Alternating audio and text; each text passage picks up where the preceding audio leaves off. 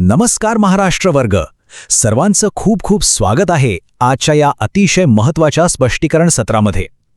आज आपण architects of the mind म्हणजेच बालकांच्या मानसिक विकासाचे खरे शिल्पकार कोण आहेत हे अगदी सोप्या भाषेत समजून घेणार आहोत. मित्रांनो, जे विद्यार्थी महाटेट, सीटीटी किंवा TAITची तयारी करत आहेत त्यांच्यासाठी हा विषय म्हणजे खऱ्या अर्थाने एक हुकमी इक्का आहे. तुम्ही जर विचार करत असाल की हाच विषय का, तर लक्षात घ्या, कॉग्निटिव्ह डेव्हलपमेंट म्हणजेच संज्ञानात्मक विकास हा असा गाभा आहे जो एकदा पक्का झाला की परीक्षेत तुम्हाला हमखास आणि भरपूर गुण मिळतातच मिळतात. आजच्या या सत्रात आपण नेमकं काय काय पाहणार आहोत त्याची ही एक छोटीशी झलक बघा. आपण अगदी बेसिक्सपासून म्हणजे कॉग्निशन काय आहे इथून सुरुवात करू. त्यानंतर पियाजे, वायगॉट्स्की आणि ब्रुनर यांचे अत्यंत महत्त्वाचे सिद्धांत समजून घेऊ. पुढे आपण आधुनिक रचनावाद म्हणजे काय ते पाहू आणि सगळ्यात शेवटी MAAच्या TATचे मागील वर्षांचे प्रश्न आणि आपली सक्सेस स्ट्रॅटेजी डिस्कस करू. आणि हो, एक अतिशय महत्त्वाची गोष्ट, या संपूर्ण सत्राच्या महत्त्वाच्या PDF नोट्स आणि तुमच्या सरावासाठी एका क्विजची लिंक खाली डिस्क्रिप्शनमध्ये दिलेली आहे, ती नक्की चेक करा. ओके, तर आता आपण आपल्या मुख्य आणि पायाभूत विषयाकडे वळूया. कॉग्निशन आणि डेव्हलपमेंट म्हणजे नक्की काय, हाच आपल्या पूर्ण सिलेबसचा बेस आहे. त्यामुळे हे नीट समजून घेणं खूप गरजेचं आहे. बघा, विकास म्हणजे फक्त मुलांची उंची वाढणं किंवा वजन वाढणं नाही, बरोबर? तर कॉग्निटिव्ह डेव्हलपमेंट किंवा संज्ञानात्मक विकास म्हणजे मुलांच्या विचार प्रक्रियेत म्हणजेच थॉट प्रोसेसेसमध्ये, त्यांच्या मेमरी किंवा स्मरणशक्तीमध्ये, तर्कामध्ये आणि प्रॉब्लेम सॉल्व्हिंगच्या क्षमतेत होणारी सततची प्रगती. अगदी सोप्या शब्दात सांगायचं तर एक छोटं मूल स्वतःच्या डोक्यात नवीन माहितीची आणि ज्ञानाची रचना कशी करतं हे समजून घेण्याची ही एक अतिशय सुंदर आणि गुंतागुंतीची प्रक्रिया आहे. आणि इथेच एंट्री होते एका महान मानसशास्त्रज्ञाची, जीन पियाजे यांचं हे खूप प्रसिद्ध वाक्य आहे, a child constructs their own knowledge. म्हणजे काय, तर मुलं स्वतःचं ज्ञान स्वतः तयार करतात. आपण पियाजे यांना कॉग्निटिव्ह कन्स्ट्रक्टिव्हिझमचे जनक मानतो. मित्रांनो, महाटेट परीक्षेत पियाजे यांच्या या सिद्धांतावर हमखास आणि थोडे फिरवून प्रश्न विचारले जातात. त्यामुळे हे नाव आणि ही कन्सेप्ट अगदी डोक्यात फिट बसवून ठेवा. आता हे दोन इंग्रजी शब्द परीक्षेत खूप गोंधळात टाकतात, पण आपण ते एकदम सोप्या उदाहरणाने समजून घेऊया. पहिली गोष्ट म्हणजे स्कीमा, म्हणजे आपल्या डोक्यात आधीपासून असलेली माहिती. आता समजा एका लहान मुलाने आजवर फक्त कुत्रा पाहिलाय. जेव्हा तो पहिल्यांदा गाय पाहतो आणि तिलाही कुत्राच म्हणतो, कारण त्याच्या जुन्या माहितीनुसार 4 पाय असलेला प्राणी म्हणजे कुत्रा असतो, तर या जुन्या माहितीचा वापर करण्याला आपण असिमिलेशन म्हणजे आत्मसात करणे म्हणतो.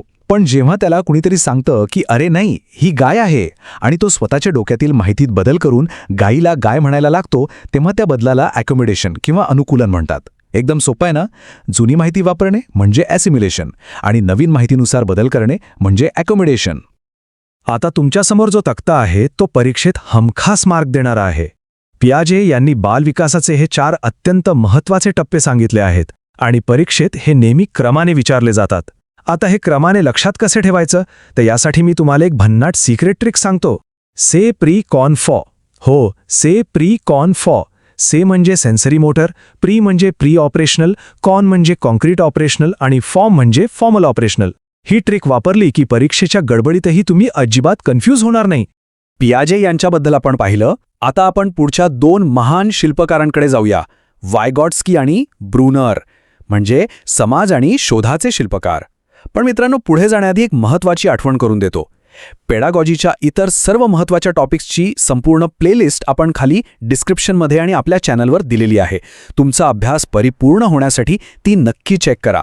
तर पियाजे यांनी मूल स्वतःहून कसं शिकतं यावर भर दिला, पण या दोघांनी समाजाला आणि शोधाला खूप महत्त्व दिलं. तर लेवो वायगॉट्स्की यांचं हे वाक्य बघा, लर्निंग लीड्स डेव्हलपमेंट, म्हणजे आधी शिक्षण होतं आणि मग विकास होतो. हे पियाजे यांच्या अगदी उलट आहे. वायगॉट्स्की यांचं स्पष्ट म्हणणं होतं की मुलं समाजात राहून एकमेकांशी बोलून आणि इंटरॅक्ट करून जास्त शिकतात. त्यांनी MKO म्हणजेच मोर नॉलेजेबल अदर ही खूप छान कन्सेप्ट आणली.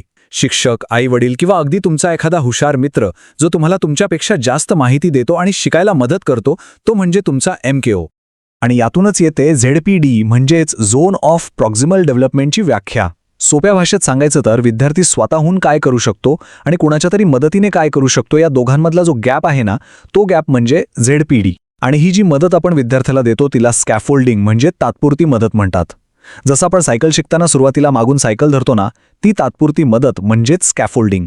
आता तुम्ही मला पटकन सांगा, वर्गात शिक्षक म्हणून विद्यार्थ्यांसाठी तुम्ही कोणतं स्कॅफोल्डिंग वापराल? तुमचे अनुभव किंवा उदाहरणे लगेच कमेंट बॉक्समध्ये लिहा, मला वाचायला नक्की आवडेल. आता ह्या तक्त्यामध्ये एक खूपच इंटरेस्टिंग गोष्ट आहे. मित्रांनो, महाटेट परीक्षेतला हा एक नेहमीचा ट्रॅप आहे जिथे मुलं हमखास गोंधळतात. हे दोघांमधले मुख्य फरक आहेत. एका बाजूला पियाजे म्हणतात की विकास आधी होतो, तर वायगॉस्की म्हणतात शिक्षण आधी होतं. पियाजे व्यक्तिगत शोधावर भर देतात, तर वायगॉस्की सामाजिक सहकार्यावर म्हणजेच सोशल कोलॅबोरेटिव्ह लर्निंगवर भर देतात. पियाजे टप्पे मानतात, पण वायगॉस्की विकासाचे असे कोणतेही टप्पे मानत नाहीत. हे टेबल अगदी कायमस्वरूपी लक्षात ठेवायला हवं. यानंतर येतात आपले जेरोम ब्रुनर. त्यांनी डिस्कव्हरी लर्निंग म्हणजे स्वतः शोधून शिकण्यावर सर्वात जास्त भर दिला.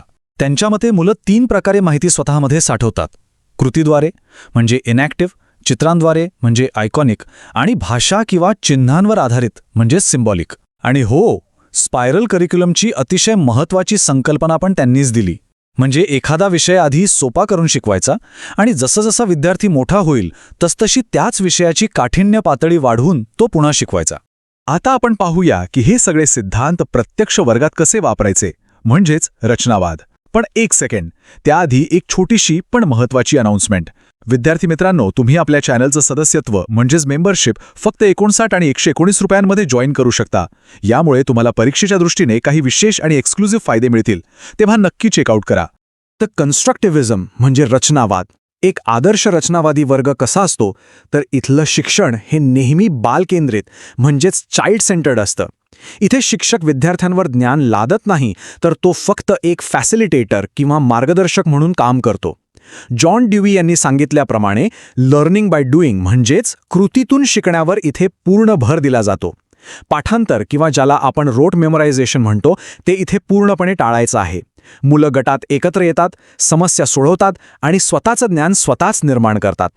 आणि आता वेळ आली आहे आपल्या सर्वांच्या आवडत्या आणि सर्वात रोमांचक भागाची, महाटेटचे मागच्या वर्षांचे प्रत्यक्ष विचारलेले प्रश्न म्हणजेच PYQs आणि काही खास गेस MCQs. सर्वजण तयार आहात ना? नियम सोपा आहे. प्रश्न वाचल्यावर उत्तर दिसण्याआधी पटकन तुम्हाला जे उत्तर योग्य वाटतंय ते A, B, C किंवा D फॉर्मॅटमध्ये कॉमेंट बॉक्समध्ये टाईप करायचं आहे. चला तर मग सुरू करूया आपली रॅपिड फायर टेस्ट. तर पहिला प्रश्न तुमच्या समोर आहे. पियाजे यांच्या मते ऑब्जेक्ट परमनन्स किंवा वस्तूचे अस्तित्व कोणत्या टप्प्यात विकसित होते?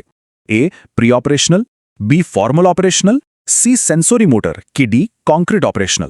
चला पटकन सांगा, काय वाटतंय?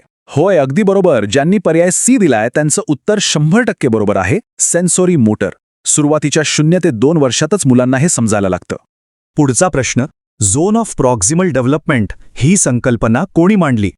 A, पियाजे, B, Bruner, C, Vygotsky की D, कोहलबर्ग? चला कमेंट बॉक्स पूर्ण भरायला हवं बरं का. अगदी मस्त. ज्यांनी पर्याय C, वायगॉट्स्की निवडला आहे त्यांचं उत्तर एकदम बरोबर आहे. तिसरा प्रश्न, शैक्षणिक संदर्भात स्कॅफोल्डिंग म्हणजे काय? A, शिक्षा, B, तात्पुरती मदत, C, परीक्षा की D, मजबूतीकरण? विचार करा आणि उत्तर द्या.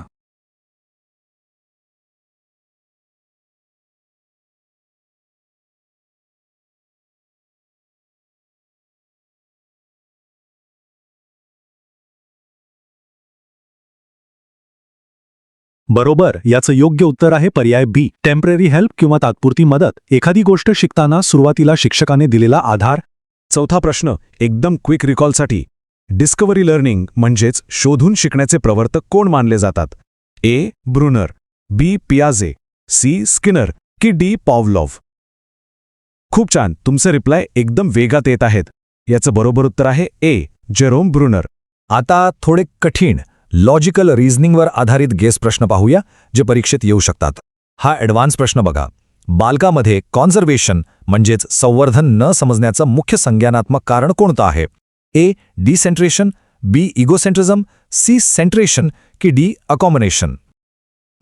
थोडा विचार करायला लावणारा प्रश्न आहे ना. याचं अचूक उत्तर आहे C, सेंट्रेशन. म्हणजे मुलं एकाच वेळी वस्तूच्या एकाच पैलूवर लक्ष केंद्रित करतात. आणि हा आपला शेवटचा ॲडव्हान्स प्रश्न.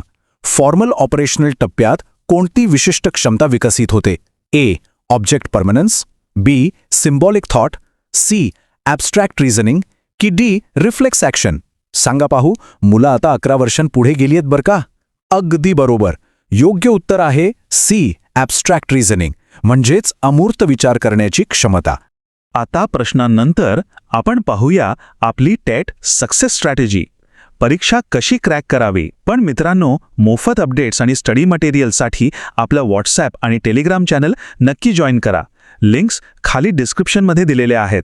बघा, महाटेटमध्ये हमखास जास्त गुण हवे असतील तर फक्त थिअरी वाचून चालणार नाही. ती थिअरी पॅडागॉजीसोबत म्हणजेच प्रत्यक्ष वर्गात कशी वापरायची यासोबत जोडून अभ्यासायला हवी. पियाजे आणि वायगॉट्स्की यांचे थेट तुलनात्मक तक्ते बनवा. कमीत कमी मागच्या 10 वर्षांचे PYQs न चुकता सोडवा. NCERTमधल्या मूळ संकल्पना समजून घ्या आणि सर्वात महत्त्वाचं, व्याख्यांची पोपटपंची किंवा पाठांतर अजिबात करू नका. त्या व्यवहारात कशा लागू होतात ते समजून घ्या. आणि आता मी तुम्हाला एक अंतिम सुपर ट्रिक देणार आहे. हा आहे आपला PVB रूल. हे अगदी कायम लक्षात ठेवा. P म्हणजे पियाजेट, ज्यांनी विकासाचे टप्पे सांगितले. V म्हणजे वायगॉट्स्की, ज्यांनी समाज आणि शिक्षणावर भर दिला. आणि B म्हणजे ब्रुनर, ज्यांनी शोधून शिकण्यावर भर दिला.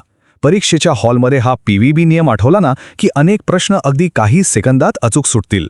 आता जाता जाता तुम्हाला विचार करायला लावणारा एक प्रश्न देऊन जातो.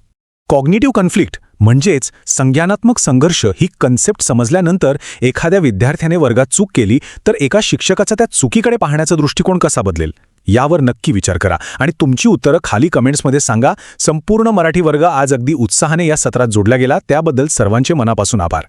हे स्पष्टीकरण सत्र आवडले असेल तर नक्की लाईक करा, सर्व शिक्षक मित्रांसोबत शेअर करा आणि आपल्या मराठी वर्ग चॅनेलला सबस्क्राईब करायला विसरू नका. पुन्हा भेटूया पुढच्या अशाच एका माहितीपूर्ण सत्रात. तोपर्यंत अभ्यासासाठी खूप खूप शुभेच्छा.